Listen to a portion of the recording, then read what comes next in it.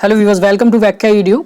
तो चलिए इस वीडियो में हम बात कर लेते हैं आज मैथमेटिक्स के सब्जेक्ट के बारे में, क्लास 9th का जो कि चैप्टर हम पढ़ने वाले हैं इस वीडियो में, जो कि है स्टैटिस्टिक्स, जिसे हम कहते हैं सांख्यिकी। ये जो है कोड है 041 मैथमेटिक्स का, राइट। तो चलिए वीडियो को स्टार्ट करते हैं। और जो भी नए बच्चे हैं, अगर अभी चैनल पे या पहली बार इस वीडियो को देख रहे हैं तो चैनल को जरूर सब्सक्राइब करें और बेल आइकॉन को जरूर दबाएं, जिससे कि ऐसी और भी जो वीडियोज़ होंगी चैप्टर वाइज वो आपको तुरंत प्राप्त हो जाए, राइट। टेलीग्राम का लिंक भी जो है क्लास 9th का वो वीडियो के नीचे दिया हुआ है, तो वहाँ से भी जाके जो है आप हमारे साथ ग्रुप में जुड़ सकते हैं, जिससे कि आपको इसकी PDF जो है वो वहीं से आपको प्रोवाइड हो जाएगी, राइट। तो चलिए वीडियो को यहाँ से स्टार्ट करते हैं। सबसे पहले हम यहाँ देख लेते हैं कि किस तरह जो है मार्क्स डिस्ट्रीब्यूशन है इसका, जो क्लास 9th का मैथमेटिक्स का सब्जेक्ट है उसके अंदर जो सांख्यिकी का किस तरह मार्क्स डिस्ट्रीब्यूशन किया गया है। यहाँ पे आप देखेंगे तो स्टेटिस्टिक्स एंड प्रोबेबिलिटी जो है वो है 10 मार्क्स की, राइट। यानी कि दोनों चैप्टर मिला के जो है 10 नंबर के आएंगे, राइट। अब यहाँ पे देखते हैं कि स्टैटिस्टिक्स में हमें पढ़ना क्या है। तो यहाँ पे सबसे पहले इंट्रोडक्शन, हमें इस सांख्यिकी का इंट्रोडक्शन सबसे पहले पढ़ना होगा, राइट, जिसमें हमें समझना होगा आखिर होता क्या है। उसके बाद कलेक्शन ऑफ डाटा के बारे में पढ़ना होगा, then presentation of data, tabular form, right, ungrouped and grouped, then उसके बाद bar graphs, histograms, right, frequency, polygon, mean, median, mode of ungrouped data. तो ये टॉपिक जो है हमें इस चैप्टर में पढ़ने हैं। ये आपका 14th जो चैप्टर है इसके अंदर, राइट। तो यहाँ पे सबसे पहले हम समझ लेते हैं सांख्यिकी और इसके बारे में आखिर ये होता क्या है।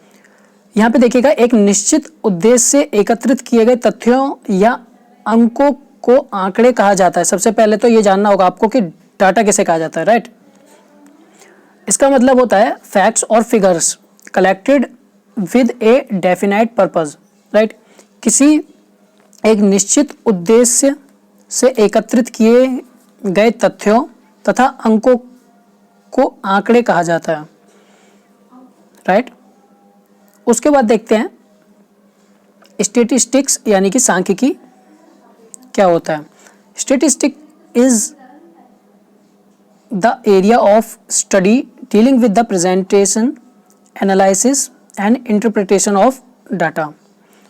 यानी कि सांख्यिकी अध्ययन का वह क्षेत्र है जिसमें आंकड़ों के प्रति प्रस्तुतिकरण, विश्लेषण तथा निर्वचन पर विचार किया जाता है, राइट। ये सारी जो भी टॉपिक्स इसमें बताए जाएंगे आपको, वो सभी इंफॉर्मेशन जो है आपके NCERT से ही रिलेटेड है, राइट। तो आप यहाँ से इसे याद भी कर सकते हैं।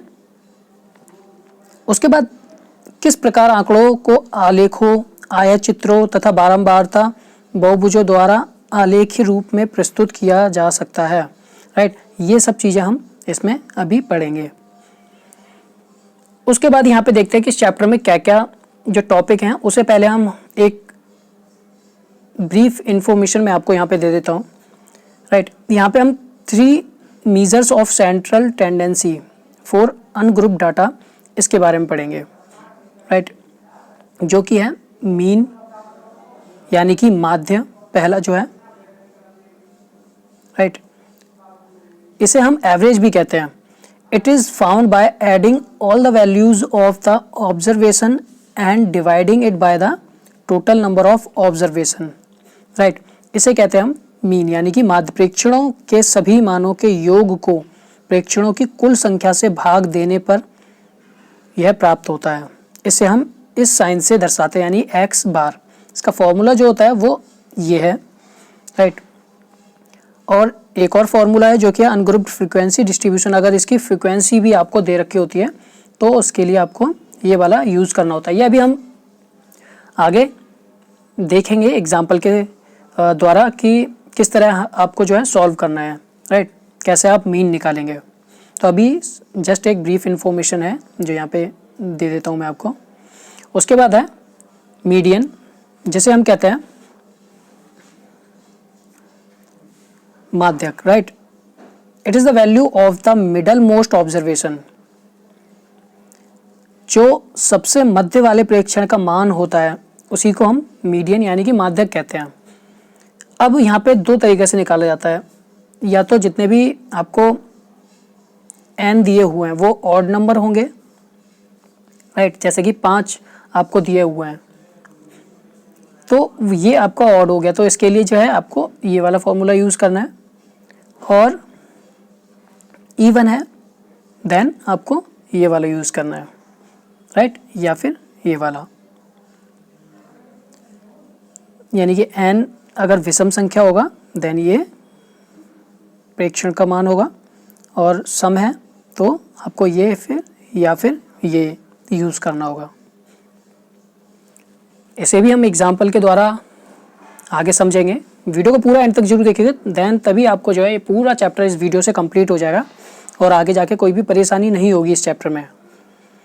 तीसरा है यहाँ पे मोड, जो कि है the mode is the most frequently occurring observation, यानी कि सबसे अधिक बार आने वाला जो प्रेक्षण का मान होता है उसी को हम बहुलक यानी कि मोड कहते हैं, राइट।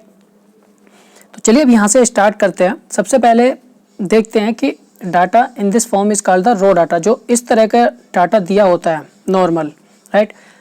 जैसे कि यहाँ पे दिया हुआ consider the marks obtain by the 10 students in a mathematics test, right. ये जो है 10 स्टूडेंट्स के जो है यहाँ पे गणित के जो है मार्क्स दिए हुए हैं, जैसे कि 55, 36, 95, 73, 60, राइट। तो ये दिए हुए हैं 1, 2, 3, 4, 5, 6, 7, 8, 9, 10 स्टूडेंट्स के। तो इसी डाटा को जो हम कहेंगे वो कहेंगे हम रॉ डाटा, राइट। अब यहाँ पे अगर आपसे पूछा जाए कि हाईएस्ट और लोएस्ट मार्क्स किसके आए हैं, आप अभी इतनी आसानी से नहीं बता पाएंगे क्योंकि ये रैंडम डाटा है, ठीक है, रॉ डाटा है। तो इसे एक तरीके से व्यवस्थित करने की ज़रूरत होती है हमें, जिससे कि हम आसानी से, स्टैटिस्टिक्स में हम यही पढ़ते हैं कि आंकड़ों को किस तरह जो है रिप्रेजेंट किया जाए, जिससे कि हमें आसानी हो किसी भी चीज़ को जानने में, राइट। तो यहाँ पे आप देखेंगे तो सबसे पहले हम इस तरह के रॉ डाटा को जो है असेंडिंग या डिसेंडिंग ऑर्डर में हम इसे अरेंज कर लेते हैं। तो यहाँ पे अभी हमने जो है इसे असेंडिंग ऑर्डर में किया है, राइट, यानी कि बढ़ते हुए क्रम में। 25 को सबसे पहले लिखा, देन 36, देन 42, 55, 60, 62, 73, 75, 78, 95, राइट। तो यहाँ पे अब हम आसानी से देख सकते हैं कि सबसे कम मार्क्स जो हैं वो 25 आए हैं और सबसे ज़्यादा मार्क्स जो हैं वो 95 है यहाँ पे। तो ये हमें थोड़ी आसानी हुई, right. The difference of the highest, जो डिफरेंस होता है हाईएस्ट का और लोएस्ट वैल्यू का इन द डाटा, उसी को हम रेंज कहते हैं, राइट, यानी कि परिसर। तो रेंज जो होगा वो 95 में से हम माइनस करेंगे 25 को, तो जो हमारा रेंज आएगा वो आएगा 70, राइट। तो ये आपको समझ में आ गया होगा रॉ डाटा किस तरह का होता है। रॉ डाटा ये होगा, राइट, उसे अरेंज करेंगे तो इस तरह, देन उसका हम रेंज निकालेंगे तो इस तरह, यानी हाईएस्ट में से लोएस्ट को माइनस करने पे रेंज आ जाता है। नेक्स्ट देखते हैं एग्जाम्पल 2, ये आपके एनसीईआरटी से ही है। तो consider the marks obtain out of 100 marks bye 30 students. अब क्या था, अभी हमने पिछले एग्जाम्पल में देखा, यहाँ पे अभी हमारे पास सिर्फ 10 स्टूडेंट्स के डाटा थे, राइट, तो हमें ज़्यादा दिक्कत नहीं आई, राइट। अब यही डाटा अगर हमारे पास ज़्यादा मात्रा में हो, ठीक है, जैसे 30, 100, 1000 बच्चों का, तो वहाँ पे जो है और ज़्यादा दिक्कत आ सकती है, क्योंकि अरेंज करने में, फिर उसे असेंडिंग या डिसेंडिंग में करने में वहाँ टाइम लगेगा, राइट। तो इसे और सही तरीके से बनाने की ज़रूरत होती है। तो यहाँ पे आप देखेंगे कि recall that the number of students who have obtained a certain number of marks is called the frequency. अब मान लीजिएगा 20 नंबर 2 या 3 बच्चे के आए, तो वो जो है उसकी फ्रीक्वेंसी हो गई। The number of students who have obtained a certain number of marks is called the frequency, right, बारंबारता जिसे हम हिंदी में कहते हैं, फ्रीक्वेंसी ऑफ दोज मार्क्स। यहाँ पे देखिएगा 4 स्टूडेंट्स ऐसे हैं जिसके 70 मार्क्स आए हैं। यहाँ पे आप देखेंगे तो पहला दूसरा, तीसरा, चौथा, राइट। तो यहाँ पे आप देखेंगे 4 ऐसे स्टूडेंट्स हैं जिसके 70 मार्क्स आए हैं। So the frequency of 70 marks यानी कि 70 मार्क्स की जो फ्रीक्वेंसी है वो है 4, राइट। तो जो फ्रीक्वेंसी है 70 मार्क्स की वो है 4, यानी कि बारंबारता, राइट। तो इसे और आसानी से समझने के लिए हमें इसे इस तरह टेबल के फॉर्म में बनाना होता है, राइट। यहाँ पे देखेंगे तो यहाँ पे मार्क्स दिए हुए हैं, राइट। ये मार्क्स दिए हुए हैं, यहाँ पे इनकी फ्रीक्वेंसी दी हुई है कि कितने स्टूडेंट्स के जो हैं इतने मार्क्स आए हैं। जैसे कि 10 मार्क्स जो हैं वो सिर्फ एक बच्चे के हैं, 20 एक बच्चे के, 36 जो हैं 3 बच्चे के हैं, 3 बच्चों के हैं, और 40 4 के, 50 3 के। तो इसी तरह जो है यहाँ पे इनकी फ्रीक्वेंसी भी लिखी गई है। तो फ्रीक्वेंसी को हम ऐड कर लेते हैं तो टोटल स्टूडेंट कितने आ गए हमारे पास? 30, राइट। ये समझ में आ गया होगा, मैं आशा करता हूँ। अभी हमने क्या देखा था इससे पहले वाले एग्जाम्पल में, यहाँ पर हमारे पास रॉ डाटा था, ठीक है। उसे हमने सिर्फ असेंडिंग और डिसेंडिंग में किया कन्वर्ट, और लोएस्ट और हाईएस्ट मार्क्स निकाले, और उसके बाद अगर ज़्यादा होता है तो उसे हम फिर टेबल की फॉर्म में लिखते हैं, राइट, और उसकी फ्रीक्वेंसी भी साथ में लिखेंगे। तो यहाँ पे ये जो है अवर्गीकृत बारंबारता बंटन सारणी है, यानी कि ungrouped frequency distribution table, right, या फिर केवल बारंबारता बंटन सारणी भी कह सकते हैं, फ्रीक्वेंसी डिस्ट्रीब्यूशन टेबल। अब यहाँ पे हमें मिलान चिन्ह भी अगर टैली मार्क्स भी अगर हमें यूज़ करने हैं तो उसके लिए जो है आपको मैं टैली मार्क्स बनाने के लिए बताना चाहूँगा कि इसमें क्या होता है कि टैली मार्क्स के लिए अब मान लीजिएगा ये उससे भी ज़्यादा, अब नेक्स्ट एग्जाम्पल में हमारे पास और ज़्यादा डाटा आ गया, राइट। यहाँ पे पढ़िए, वन महोत्सव के दौरान 100 विद्यालयों में से प्रत्येक विद्यालय में 100 पौधे लगाए गए, राइट। 1 महीने बाद लगाए गए पौधों में से बच गए पौधों की संख्या निम्नलिखित थी। तो ये सारी जो है बच गए पौधे जो हैं उनकी संख्या दी हुई है। तो अब हमने यहाँ पे क्या किया, वर्ग बनाए इनके, क्योंकि ज़्यादा जब होता है तो हम इसे इस तरह नहीं दिखा सकते हैं, राइट, क्योंकि यहाँ पे एक एक वैल्यू को ही हम दिखा रहे थे, क्योंकि अगर हम उतने सारे 100 डाटा के लगभग दिखाएंगे तो टेबल बहुत लंबी बन जाएगी, समझ पा रहे हैं। इसीलिए हमें यहाँ पे जो है इसे वर्ग बनाने की ज़रूरत है, जैसे हम क्लास भी कहते हैं। यहाँ पे देखिए पहला वर्ग है जैसे कि 20 से 29, दूसरा वर्ग है 30 से यानी 30 से 39, फिर 40 से 49, राइट। तो ये जो है हमारे वर्ग है, यानी क्लासेस बना दी हमने यहाँ पे। अब 20 से लेकर 29 तक के अंदर जितने नंबर आए वो यहाँ चेक करेंगे आप, तो वो जब आप चेक कर लेंगे तो वो उतना आप यहाँ पे लिख देंगे जो कि उसकी फ्रीक्वेंसी हो जाएगी, राइट। अब ये ध्यान दीजिए टैली मार्क्स कैसे आपको बनाना है। टैली मार्क्स के लिए हमेशा ध्यान रखिएगा 5 लाइनों को आपको इस तरह करना है, ठीक है, सॉरी 4 लाइनों को, राइट, 4 लाइनों को इस तरह करना है और 5वीं से आपको इस तरह क्रॉस करना है, राइट। अब यहाँ पे क्योंकि पहले में 3 ही हैं तो 5 तो नहीं कर पाएंगे, ठीक है, तो 1 2 3 सिर्फ 3 करेंगे। अब जो नेक्स्ट है वो है 14 यानी 14, तो यहाँ पे आप क्या करेंगे, 14 के लिए 1 2 3 4 देन 5वें से ऐसे, ठीक है, 14 में से 5 चले गए। अब उसके बाद दोबारा से 1 2 3 4 फिर 5, ठीक है, तो 5 5 के में ऐसे करना है, तो 5 ये हो गया, 5 ये हो गया, 10 ये हो गया, बचा कितना, सिर्फ 4, तो 1 2 3 4। अगर यही 15 होता नंबर, यहाँ पे 15 होता तो आप इसे भी इस तरह करते, राइट। 16 होता तो 10 10, तो सॉरी 5 5 10 और 5 15 और एक अलग से लिखते हैं एक्स्ट्रा। तो समझ में आ गया होगा टैली मार्क्स आपको किस तरह यूज़ करने हैं। अब यहाँ पे 8 है तो 8 के लिए क्या किया है, 1 2 3 4, 4 से ऐसे किया और 5वें से क्रॉस कर दिया। उसके बाद 5 के बाद 3 बचा, तो 1 2 3 जो कि यहाँ पे ये इस तरह दिखाया हुआ है, राइट। तो इसी तरह जो है ये सारा ऐसे बनाया हुआ है। तो इसी को हम टैली मार्क्स कहते हैं। और नंबर ऑफ फ्रिक्वेंसी जो है वो जब ऐड की गई तो वो आते हैं 100, राइट। तो ये समझ में आ गया होगा आपको कि इस तरह कैसे ग्रुप बनाने यानी क्लासेस बनानी है आपको।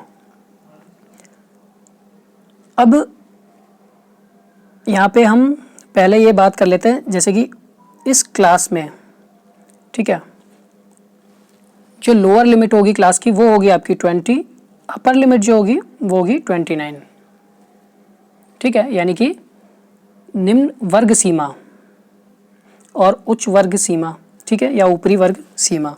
तो वो ये होता है, ऊपरी वर्ग सीमा होगी 29 और निम्न वर्ग सीमा जो होगी वो होगी 20 इस वर्ग की। अब देखते हैं यहाँ पे graphical representation of data, right. तो ग्राफिकल रिप्रेजेंटेशन ऑफ डाटा जो होता है वो 3 तरीकों से होता है। एक तो बार ग्राफ के द्वारा, ठीक है, जैसे हम दंड आलेख कहते हैं। दूसरा है histograms of uniform width and varying weights, जिसे हम कहते हैं आयत चित्र। फिर तीसरा है फ्रीक्वेंसी पॉलीगन्स, जिसे कहते हैं हम बहुभुज। तो सबसे पहले यहाँ पे हम बार ग्राफ्स देख लेते हैं। यहाँ पे ये उदाहरण है एनसीईआरटी का उदाहरण 6। एक परिवार ने जिसकी मासिक आय इतनी है, ठीक है, 20,000 रुपये है, विभिन्न मदों के अंतर्गत हर महीने होने वाले खर्च की योजना बनाई थी। तो ये जो है ये इतने मद हैं, कहाँ कहाँ हो रहे हैं, और ये खर्चा है उसका। तो इसका जो है इन आंकड़ों का एक दंड आलेख बनाना है, यानी कि बार ग्राफ बनाना है। तो इस तरह जो है आपको बनाना होगा। यहाँ जरूर ध्यान रखिएगा ये यहाँ पे जो है गैप होता है इनमें, ठीक है, इनके बीच में क्या होगा, गैप रहेगा जब भी आप दंड आलेख बनाते हैं। तो अब यहाँ देखिएगा नीचे वाली लाइन जो है एक्स एक्सिस, इस पे हमने मदों को दर्शाया है। वाई एक्सिस जो है वहाँ पे हमने खर्चे को 1000 रुपये में, ठीक है, जो 1 लिखा है वो 1000 को रिप्रेजेंट कर रहा है, 2 लिखा है वो 2000 को, 7 लिखा है तो 7000 को, राइट। तो अब देखिएगा पहला जो है ग्रोसरी वो है 4000। तो ग्रोसरी को हम कहाँ तक ले गए, ऊपर 4000 तक ले गए हैं, यानी कि 4 नंबर तक, राइट। तो इस तरह जो है आपको यहाँ पे बनाना होगा। फिर किराया का 5 है तो इसे 5 तक ले गए हैं, राइट। शिक्षा भी 5 है तो वो भी 5 तक है। दैन दवाइयाँ 2, ईंधन भी 2, मनोरंजन 1 और विविध जो है वो भी 1। तो इस तरह जो है आप दंड आलेख बनाएंगे, राइट। समझ में आ गया होगा ये आपको बार ग्राफ। दूसरा है हिस्टोग्राम, राइट। अब यहाँ देखिएगा यहाँ पे आपको इस तरह ये दिया हुआ है, राइट। तो यहाँ पे विद्यार्थियों की संख्या और भार, उनका भार दिया हुआ है। तो यहाँ पे आप किस तरह से बनाएंगे हिस्टोग्राम को, तो उसे बनाने के लिए आपको क्या करना होगा, यानी कि इसे कहते हैं हम आयत चित्र। तो यहाँ पे आपको जो एक्स एक्सिस है यहाँ पे आपको भार रखना है, ठीक है, भार को रिप्रेजेंट करना है, जो कि स्टार्ट हो रहा है वो 0 से स्टार्ट नहीं हो रहा है, ये स्टार्ट हो रहा है 30.5 से, और इसके पहले से ही क्लास यानी कि वर्ग बनाए हुए हैं। तो 30 यानी कि 30.5 से 35.5 तक, ठीक है। फिर उसके बाद अगला 35.5 से 40.5।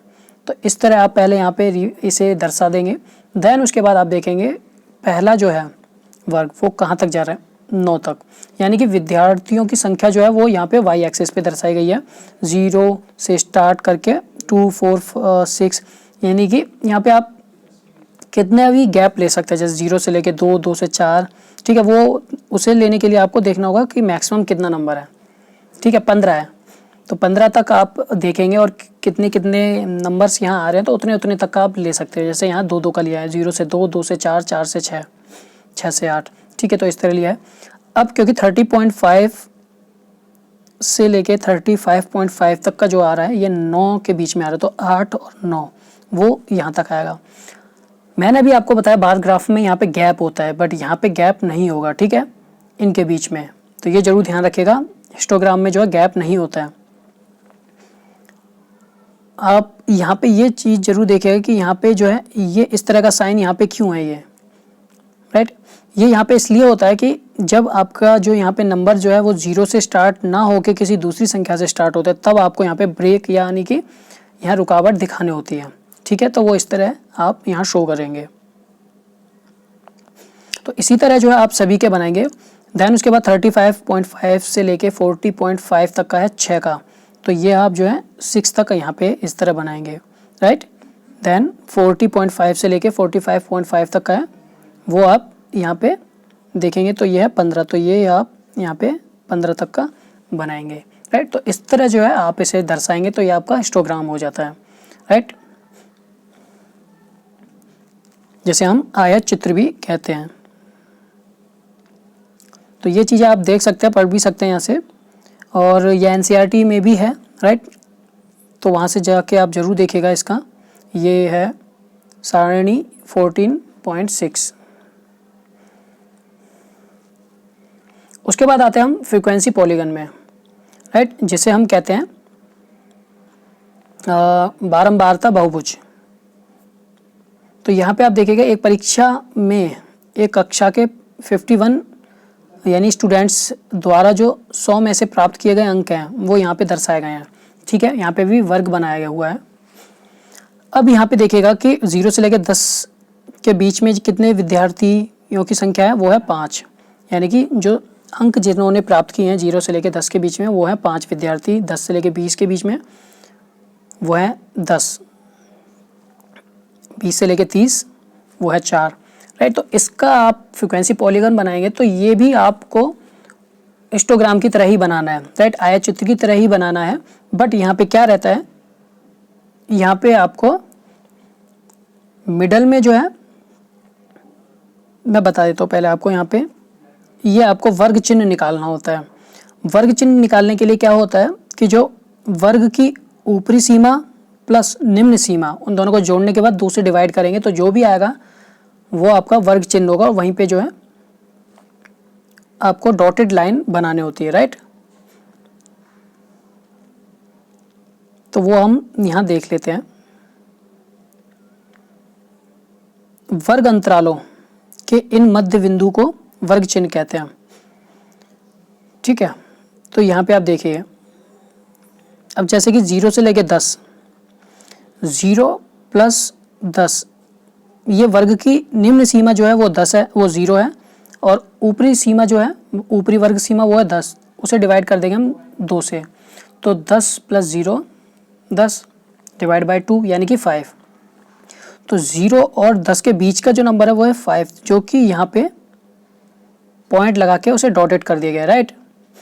इसी तरह 10 से लेके 20, अब यहाँ पे आप 10 और 20 को जोड़ेंगे तो 30, और 30 को डिवाइड करेंगे 2 से तो 15। तो 15 जो है वो कहाँ आता है, वो आएगा 10 और 20 के बीच में यहाँ पे। तो वही उसी के यहाँ पे हम मिडल में पॉइंट लगा के इन्हें डॉटेड लाइन से मिला देते हैं, ठीक है। तो इसी तरह सभी के लिए जो हम वर्ग चिन्ह निकालेंगे, ठीक इस तरह, इस फॉर्मूले का यूज़ करते हुए, और वहाँ पे हम डॉटेड लाइन से उसे कनेक्ट कर देंगे, राइट, इस तरह। अब क्योंकि ये 0 से ही स्टार्ट था, इससे पहले तो नहीं जा पाएगा क्योंकि ये 2 तक है यहाँ पे, ठीक है। तो इससे पीछे नेगेटिव जो है एक्स एक्सिस जो होती है नेगेटिव साइड में, उसे भी देखेंगे तो 0 से लेके -10, तो 0 - 10 डिवाइड बाई 2, तो आएगा आंसर, ये आएगा -5। तो -5 पे भी हम उसे डॉटेड करके कनेक्ट करके दिखा देंगे, राइट। तो इस तरह जो है ये आपका फ्रीक्वेंसी पॉलीगन बन जाएगा, यानी कि बारंबारता बहुभुज। तो आशा करता हूँ ये अभी तक जो है आपको समझ में आ गया होगा अच्छी तरह, राइट। अब हम देख लेते हैं और इसमें क्या क्या टॉपिक हैं। अब हमने जैसे कि स्टार्टिंग में हमने ब्रीफ इन्फॉर्मेशन ली थी इसकी कि मीन, मीडियन, मोड क्या थे, ठीक है। अब हम इसे डिटेल में थोड़ा पढ़ेंगे एग्जाम्पल के साथ। मीन का मतलब जो होता है वो होता है it is found by adding all the values of the observations and dividing it by the total number of observations, right? It is denoted by x bar. अब यहाँ पे देखिएगा माध्य के लिए जो फॉर्मूले हैं वो ये भी है और एक ये भी है। ये वाला जो है जब यूज़ करना है जब आपको फ्रीक्वेंसी भी दी हुई है, ठीक है। प्रेक्षणों के सभी मानों के योग को प्रेक्षणों की कुल संख्या से जब भाग देते हैं तो जो प्राप्त होता है उसे हम माध्य कहते हैं और जिसे हम एक्स बार से दर्शाते हैं। अब हम इन दोनों फॉर्मूले का यूज़ देखते हैं जरा। यहाँ देखिए ये एग्जाम्पल दिया हुआ है, यानी उदाहरण 10 है एनसीईआरटी का। तो यहाँ देखिए 5 व्यक्तियों से यह पूछा गया कि अपने समुदाय के सामाजिक कार्य करने में वे एक सप्ताह में कितना समय देते हैं, ठीक है। उनका कहना था कि क्रमशः 10, 7, 13, 20, 15 घंटे एक सप्ताह में उनके द्वारा सामाजिक कार्य में लगाए समयों का माध्य यानी कि एवरेज यानी कि औसत ज्ञात करना है। तो यहाँ पे हमारे पास जो डाटा वो कितना है 5 है, राइट। तो ये जो फॉर्मूला था यहाँ पे क्योंकि फ्रीक्वेंसी नहीं है, राइट, ये डायरेक्ट हमें इस फॉर्मूले से निकालना है। तो यहाँ पे x जो होता है xi जो है वो यही है, ठीक है। तो x1 यानी कि 10, x2 यानी कि 7, x3 यानी 13, x4 20 और x5 15। तो ये हो गए हमारे सभी प्रेक्षण, ठीक है। और इन्हीं का योग सभी प्रेक्षणों का योग हो गया ये इस तरह। देन प्रेक्षणों की कुल संख्या कितनी संख्या है जो कि है 5, तो वो हो गया यहाँ पे। जब उनको प्लस करते हैं तो 65 आएगा और डिवाइड किया 5 से तो हमारा आंसर आया 13। तो ये हो गया हमारा 13 आंसर यानी कि मीन निकल आया 13, ठीक है। ये इस फॉर्मूले से। नेक्स्ट देखते हैं अगर हमें फ्रीक्वेंसी भी दी हुई हो। अब यहाँ पे हमारे पास जो है वो है 30, ठीक है। तो यहाँ पे देखेंगे आप फ्रीक्वेंसी दी हुई है 10 जो है वो एक बार आया, 20 एक बार, 36 3 बार। तो यहाँ नंबर ऑफ स्टूडेंट्स जो है उनकी फ्रीक्वेंसी जो दी हुई है वो यहाँ पे है। मार्क्स जो हैं वो ये हैं कि कितने स्टूडेंट्स के कितने कितने मार्क्स आए हैं, ठीक है। 10 मार्क्स आए हैं, एक बच्चे के 20 आए हैं, एक बच्चे के 36 आए हैं, 3 बच्चे के 40 आए हैं, 4 बच्चों के। तो इस तरह जब फ्रीक्वेंसी और एक्स आई दिया होता है देन हमें एफ आई एक्स आई ये निकालना होता है, राइट। इस साइड से लेफ्ट पोर्शन ये आपको क्वेश्चन पेपर में दिया होगा क्वेश्चन में, और ये एफ आई और एक्स आई आपको ये वाला हिस्सा आपको निकालना होगा जो कि एफ आई को एक्स आई से मल्टीप्लाई करके निकालेंगे आप, राइट। तो यहाँ पे किस तरह आप मल्टीप्लाई करेंगे वो देखिए। 10 को 1 से मल्टीप्लाई किया तो 10 आया, 20 को जो है 1 से मल्टीप्लाई किया तो 20 आया, 36 को 3 से किया तो 108 आया। इस तरह इन सभी को जो मल्टीप्लाई करेंगे और ये आपके इस add F I into X I आ जाएगा। जब F I into X I आ जाएगा देन आपको यहाँ पे इसे टोटल को सम करना है, ठीक है, इन सबको प्लस करना है। और यहाँ पे देख पा रहे हैं तो सिग्मा ये जो इस तरह का साइन होता है इसे कहते हैं हम सिग्मा, जो कि दर्शाता है समेशन, ये ठीक है, यानी कि जोड़ना, ठीक है, सभी का योग दर्शाता है ये। तो ये आगे लगा दिया जाता है। जैसे अगर मैं बात करूं एक्स आई लिखता हूं तो इसका मतलब है सिग्मा एक्स आई का मतलब है कि एक्स आई की जितनी भी वैल्यू उन सबको सम करना है, ठीक है। अगर मैं लिखता हूं एफ आई इंटू एक्स आई तो इसका मतलब है कि एफ आई और एक्स आई जो भी निकला है उन सबको ऐड करना है, राइट। तो ये जो है ये अर्थ होता है इस सिग्मा का, क्योंकि हमारा जो सेकंड फॉर्मूला था वो था माध्य निकालने का, ये सभी प्रेक्षणों का योग डिवाइडेड बाय प्रेक्षणों की कुल संख्या, जो कि अगर फ्रीक्वेंसी दे रखी है तो उसके हिसाब से ये था, ठीक है। Sigma F I into X I जो कि आया 1779 यहाँ पे, ठीक है, ये वाला। देन सिग्मा एफ आई जो कि फ्रीक्वेंसी ये थी जिसका सम करना था तो 30 आया जो कि ये है। इसे डिवाइड करेंगे तो आंसर निकल आएगा। तो ये जो है आपका मीन हो गया, ठीक है, यानी कि माध्य निकालना सीख गए आप, राइट। ये 2 फॉर्मूले से होगा जो कि आपको बताया। एक तो है इस तरह का सिर्फ एक्स आई दिया हो तो आप डायरेक्ट उन्हें प्लस करेंगे और जितने नंबर्स हैं उससे डिवाइड कर देंगे। अगर आपको फ्रीक्वेंसी दी हुई है तो x I into F I ये निकालेंगे, एक्स आई और एफ आई को मल्टीप्लाई करके, ठीक है। देन उनको प्लस करेंगे एफ आई एक्स आई को और फ्रीक्वेंसी को प्लस करेंगे और उसे डिवाइड कर देंगे, ठीक है। एफ आई एक्स आई को डिवाइड कर देंगे एफ आई से, तो ये जो है आपका ये आंसर निकल आएगा मीन। अब चलते हैं मीडियन। मीडियन जो है इसे कहते हैं हम माध्यक। It is the value of the middle most observation, यानी कि सबसे मध्य वाले प्रेक्षण का मान होता है। यहाँ पे आपको ये जरूर ध्यान में रखनी है बात। मान लीजिए मैंने डाटा दिया था आपको अभी पिछले में 5 स्टूडेंट्स के मार्क्स, ठीक है। तो कितने थे हमारे पास स्टूडेंट्स के मार्क्स? 5 थे। तो 5 क्या है, इवन है या ऑड है, ठीक है। ये आपको ध्यान रखना है। जैसे कि एक बच्चे क्या है 1 मार्क्स, दूसरे का आया 2, तीसरे का 3, ठीक है, चौथे का 3, फिर पाँचवें का 5। तो 1 2 3 4 5 स्टूडेंट्स के मार्क्स हमारे पास। तो ये हमारे पास है ऑड, यानी कि विषम।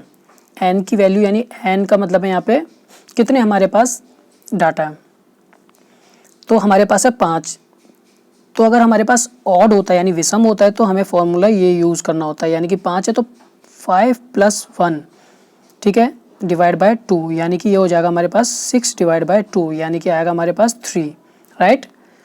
जो 3 आएगा फिर हमें ये लेफ़्ट से और राइट से दोनों से ही काउंट करके देखना है कि हमारे पास कौन सा ये तीसरे स्थान पर कौन सा नंबर आएगा, ठीक है। बट उससे पहले आपको ये जरूर ध्यान रखना है, उसे अरेंज जरूर करना है डाटा को, या तो असेंडिंग में या फिर डिसेंडिंग में, बढ़ते क्रम में या फिर घटते क्रम में आपको उसे अरेंज करना होगा, तभी आपका जो है सही आंसर आएगा। अगर आप अरेंज नहीं करेंगे तो आपका आंसर जो है गलत आएगा। इसी तरह अगर n सम है, यानी कि 6 स्टूडेंट्स के आपके पास मार्क्स हैं, ठीक है।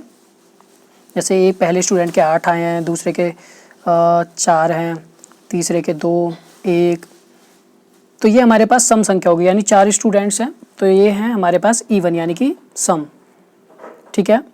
तो यहाँ पे जो फॉर्मूला बनेगा वो बनेगा n डिवाइड बाय 2 वे स्थान और n डिवाइड बाय 2 + 1 वे प्रेक्षणों के मान का माध्य निकालना होगा। फिर चलिए एग्जाम्पल से देखते हैं इसे। ये उदाहरण है 12वां एनसीईआरटी का। एक कक्षा के 9 विद्यार्थियों की सेंटीमीटरों में लंबाई दी हुई है। कितने विद्यार्थी है? 9। अब बताइए ये ऑड है या इवन है? ये है ऑड, ठीक है। विषम, विषम के लिए मैंने आपको फॉर्मूला बताया, ये वाला लगेगा, ठीक है। n + 1 डिवाइड बाय 2, यानी n जो है यहाँ पे वो कितना है 9, तो n + 1 था, यानी कि 9 + 1 डिवाइड बाय 2, यानी कि ये बनेगा हमारा 10 डिवाइड बाय 2, यानी कि आंसर आएगा 5। अभी ये फाइनल आंसर नहीं आया, ठीक है। अभी हमने ये निकाला है 5। अब ये देखिएगा, सबसे पहले से अरेंज करना होगा आपको, इन डाटा को जो है अरेंज करना होगा। सबसे पहले हम इन आंकड़ों को आरोही क्रम में यानी बढ़ते क्रम में अरेंज करते हैं। सबसे छोटा 144, फिर 45, फिर 147, 148, इस तरह करते करते 160 इस तरह लिख लिया। क्योंकि 9 था जो कि एक विषम है, इसीलिए हम फॉर्मूला कौन सा यूज़ करेंगे, ये वाला, जो कि हमारा इसे सॉल्व करने पे 5 आया, ठीक है। 5वें विद्यार्थी की लंबाई देखनी है अब हमें। यहाँ से 5वां स्थान जो है वो देखेंगे हम, जो कि है पहला, दूसरा, तीसरा, चौथा, 5वां। तो ये जो है ये हमारा 5वां नंबर पे है।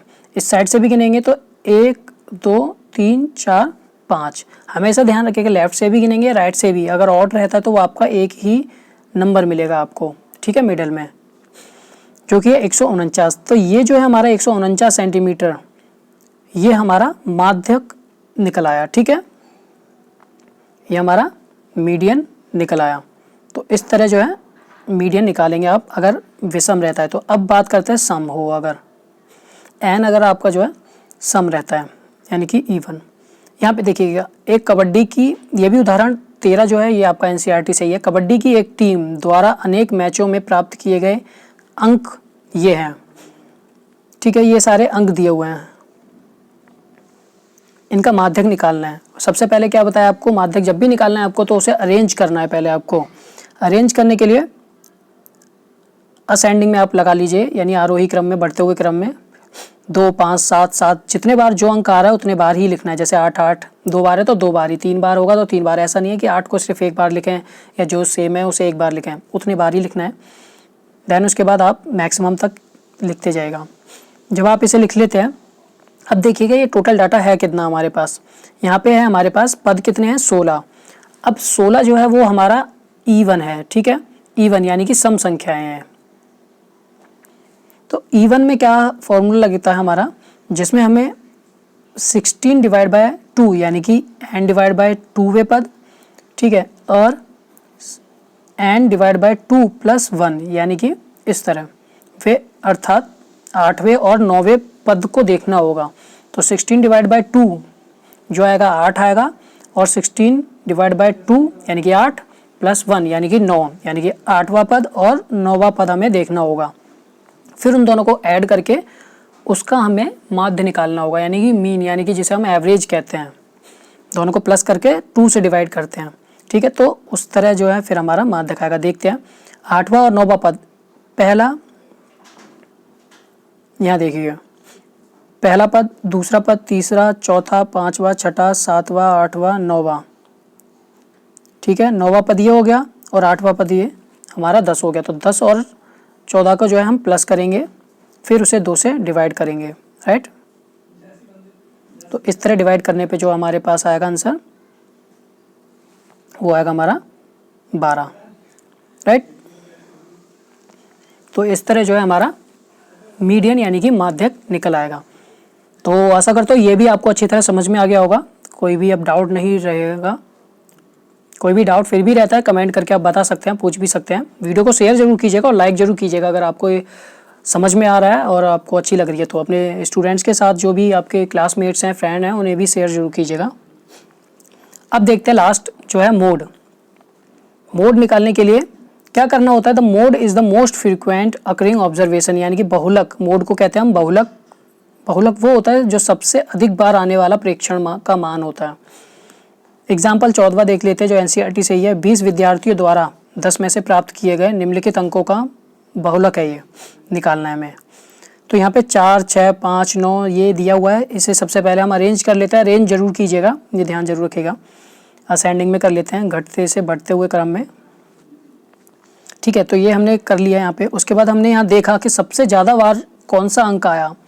तो यहाँ देखिएगा 9 जो है सबसे अधिक बार आया है। 9 जो है सबसे अधिक बार है। 1, 2, 3 यानी कि 4 बार, ठीक है। 1, 2, 3, 4 यानी कि 4 बार जो है 9 आया है। तो अर्थात 4 बार आया है तो बहुलक जो है हमारा 9 होगा, क्योंकि ये सबसे अधिक बार आया है। इसकी फ्रीक्वेंसी जो है सबसे अधिक है, ठीक है। तो बहुलक हमेशा वही होता है जिसकी फ्रीक्वेंसी सबसे ज़्यादा होती है। तो ये भी आपको आशा करता हूँ समझ में आ गया होगा। तो ये चैप्टर जो आपको अच्छी तरह समझ में आ गया होगा अभी तक। फिर भी अगर कोई भी डाउट रहता है तो वीडियो के नीचे कमेंट जरूर करिएगा। टेलीग्राम पे जरूर जुड़िए क्लास 9th के ग्रुप में, राइट। वहाँ पे हम चीज़ों को जरूर शेयर करेंगे आपके साथ, PDF या और भी स्टडी मटेरियल रहेगा। तो अब यहाँ पे हम एक एग्जाम्पल देख लेते हैं और इस एग्जाम्पल को करने के बाद, समझने के बाद आप NCERT का इस चैप्टर का कोई भी क्वेश्चन कर सकते हैं, ठीक है। कहीं कोई भी क्वेश्चन में अगर डाउट होता है तो कमेंट करके बताइएगा। यह है प्रश्नावली 14.4 जिसका पहला ही क्वेश्चन है। एक टीम ने फुटबॉल के 10 मैचों में निम्नलिखित गोल किए। ये गोलों की संख्या है, ठीक है, 10 मैचों में। इन गोलों के माध्य, माध्यक और बहुलक, ये तीनों ही चीज़ें इसमें निकालने के लिए बोला गया है। सबसे पहले मैंने आपको बताया था कि आप इसे अरेंज जरूर कीजिएगा, ठीक है, असेंडिंग में, यानी कि बढ़ते हुए क्रम में। क्योंकि मीन निकालने के लिए यानी कि माध्य निकालने के लिए आपको क्या करना होता है, जो कि क्योंकि यहाँ फ्रीक्वेंसी नहीं दी है, ठीक है, तो आपको डायरेक्ट इस फॉर्मूले से निकालना है जो कि sigma xi divide by n था, जो कि प्रेक्षणों का योग डिवाइड बाय प्रेक्षणों की संख्या। इन सबको प्लस करेंगे आप तो आएगा 28। 28 को डिवाइड करेंगे 10 से, क्योंकि 10 है यहाँ पे, तो आएगा 2.8। तो ये आपका जो है मीन निकल आएगा। मीडियन के लिए मैंने बताया था आपको पहले चेक करना है अरेंज करके कि इवन है ऑड है, क्योंकि ये इवन है 10, ठीक है। तो 10 को डिवाइड करेंगे आप 2 से, तो यहाँ पे n डिवाइड बाय 2, इवन के लिए n डिवाइड बाय 2 और n डिवाइड बाय 2 प्लस 1 ये लगेगा, राइट। तो n डिवाइड बाय 2 से आएगा 5, क्योंकि 10 है तो 10 डिवाइड बाय 2 से आएगा 5, और n डिवाइड बाय 2 प्लस 1 यानी कि 5 प्लस 1, ठीक है, क्योंकि 10 को डिवाइड करेंगे 2 से तो 5 और प्लस 1 है तो 6, आएगा 6, यानी कि 5वां और छठे पद पे देखना है हमें क्या क्या संख्या है। तो यहाँ पे गिनते हैं, इसे अरेंज किया हमने इस तरह ये, ठीक है। अब इसे गिनते हैं जो कि है 5वां और छठा पद। तो यह पहला, दूसरा, तीसरा, चौथा, 5वां, ठीक है, और छठा, यानी कि 5वां और छठा पद जो है वो ये है 3 और 3। फिर उन दोनों का मीन निकालेंगे, यानी कि एवरेज निकालेंगे, जो कि है 3 + 3 divide by 2, 3 + 3 divide by 2, right, जो कि आएगा 6 डिवाइड बाय 2, आंसर आएगा 3, राइट, आंसर आया 3। तो ये हमारा मीडियन जो निकला है वो आया आंसर 3। अब उसके बाद देखते हैं मोड कैसे निकालना है। मोड निकालने के लिए मैंने आपको बताया था कि सबसे ज़्यादा बार जो आता है, यानी कि जिसकी फ्रीक्वेंसी सबसे ज़्यादा हो, वो हमारा मोड होता है। यहाँ देखिए सबसे ज़्यादा बार कौन सा नंबर आया है। तो जो यहाँ पे हमारे पास जो अंक हैं सारे, यहाँ पे आप देखेंगे,